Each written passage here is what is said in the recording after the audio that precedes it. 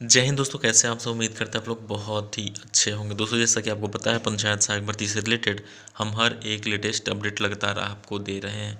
दोस्तों, आज की जो जानकारी है वह ग्राम पंचायतों की जो समितियां हैं उसके बारे में है और उनके कार्यों के बारे में है। एक एक करके हम आपको ग्राम पंचायत की समितियां बताएंगे और उनके काम बताएंगे और उन समितियों में कौन कौन लोग रहते हैं, ये भी पूरी जानकारी मैं आपको देने वाला हूं। और उस समिति में कौन किस पद पे होता है, इसकी भी पूरी जानकारी मैं आपको इस वीडियो के माध्यम से देने वाला हूं। दोस्तों, आपको अभी तक स्क्रीन पे दिख रहा होगा जो पहली समिति है, जैव विविधता प्रबंधन तथा नियोजन एवं विकास समिति।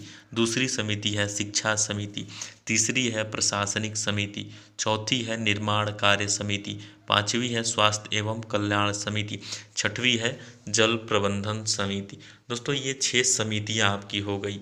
अब सवाल है कौन कौन किस किस समिति के सदस्य होते हैं और किनका पद वहाँ पे क्या होता है।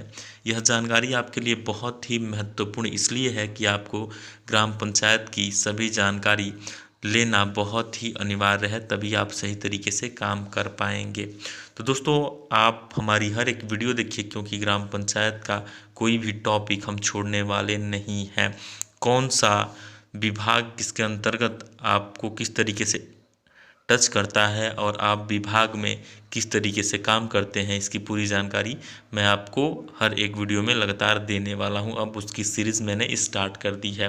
दोस्तों, इसमें मैंने आपको बताया था पंचायत सहायक के दायित्व और ग्राम प्रधान के दायित्व। उम्मीद करते हैं आपको ये वीडियो अच्छी लगी होगी और ये भी वीडियो बहुत ही इंटरेस्टिंग होने वाली है। आप इस वीडियो में लास्ट तक बने रहिए।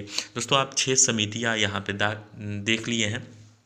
अब मैं आपको बताता हूँ जो समिति हैं उनके कार्य के संबंध में। दोस्तों, ये जो समितियां हैं 6 आपको दिख रही हैं, ये अस्थाई समितियां हैं। ग्राम पंचायत की ये अस्थाई समितियां हैं, 6 समितियां, जिसमें पहली है जैव विविधता प्रबंधन तथा नियोजन एवं विकास समिति।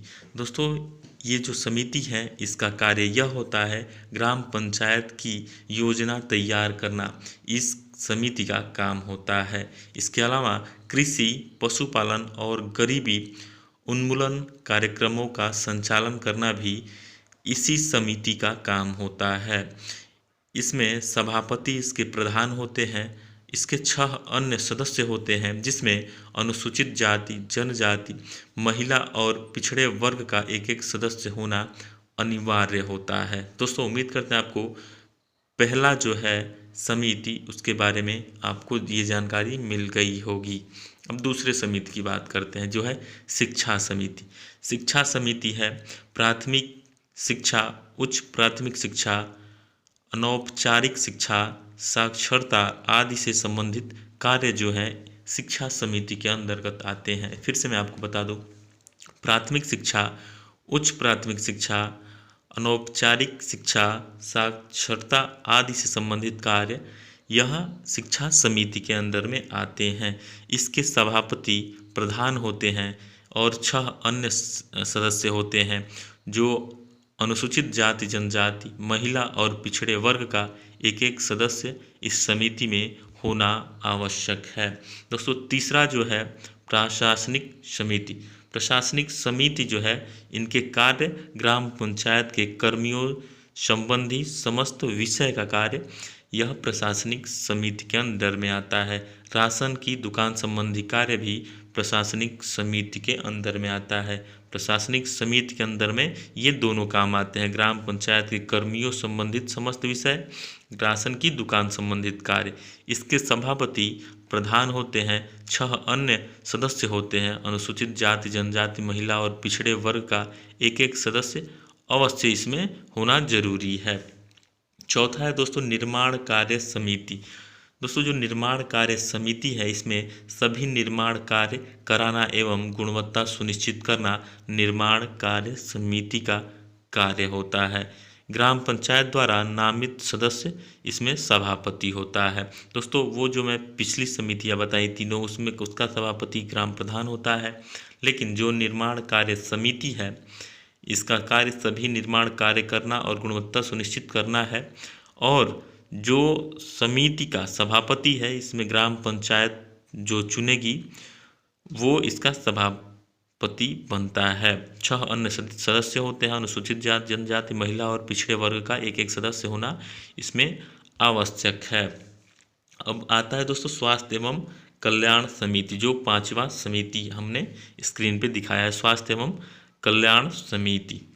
इसमें चिकित्सा, स्वास्थ्य, परिवार कल्याण संबंधी कार्य और समाज कल्याण, विशेष रूप से महिला एवं बाल कल्याण की योजनाओं का संचालन यह स्वास्थ्य एवं कल्याण समिति में आता है। इसके अलावा अनुसूचित जाति, अनुसूचित जनजाति तथा पिछड़े वर्गों की उन्नति एवं संरक्षण का कार्य भी स्वास्थ्य एवं कल्याण समिति के अंडर में आता है। इसके जो समिति के गठक होते हैं, ग्राम पंचायत द्वारा नामित सदस्य ही इसका सभापति होता है। 6 अन्य सदस्य होते हैं। अनुसूचित जाति, जनजाति, महिला और पिछड़े वर्ग का एक एक सदस्य इसमें होना जरूरी है। दोस्तों अब लास्ट बचता है जल प्रबंधन समिति। दोस्तों जल प्रबंधन समिति में राजकीय नलकूपों का संचालन, पेयजल संबंधित कार्य इसमें आते हैं। जल प्रबंधन समिति में राजकीय नलकूपों का संचालन, पेयजल संबंधित कार्य। इसके जो ग्राम पंचायत द्वारा नामित सदस्य इसके भी सभापति होते हैं। 6 अन्य सदस्य अनुसूचित जाति, जनजाति, महिला और पिछड़े वर्ग का एक एक सदस्य अवश्य होना जरूरी है। दोस्तों ये जो 6 समितियां हैं इसमें 6 सदस्य होते हैं।